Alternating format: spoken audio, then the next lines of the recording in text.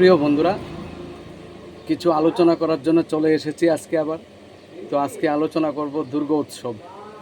বাঙালি তথা পশ্চিমবঙ্গ ও ত্রিপুরার সবথেকে বড় উৎসব হলো দুর্গাপুজো। আশ্বিন কার্তিক মাসে এই পুজো হয়ে থাকে বলে একে শারদীয় উৎসব বলা হয়। ত্রেতা যুগে রামচন্দ্র সীতাকে উদ্ধার করার শক্তি ও সাহস সঞ্চার করার জন্য এই পূজা করে থাকেন। তখন থেকে এই অকাল বোধন হয়ে আসছে। তো প্রতিমার বর্ণনা: দেবী দুর্গার বাহন হলো সিংহ।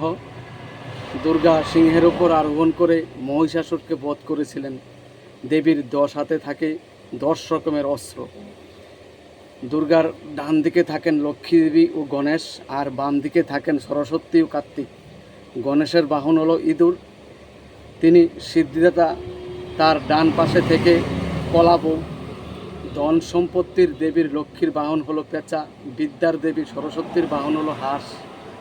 তারপর সূর্যের দেবতা কার্তিকের বাহন হলো ময়ূর। তো প্রিয় বন্ধুরা, কেমন লাগলো? শুক্লা অষ্টমী তিথিতে দেবীর বোধন হয়ে থাকে। সপ্তমী, অষ্টমী, নবমী তিথিতে দেবীর পূজা হয়ে থাকে। পূজার শেষ পুষ্পাঞ্জলি দেওয়া হয়, প্রসাদ বিতরণ করা হয়। দশমীর দিনে নবমী নদীতে বা কোনো জলাশয়ে দেবীকে বিসর্জন দেওয়া হয়।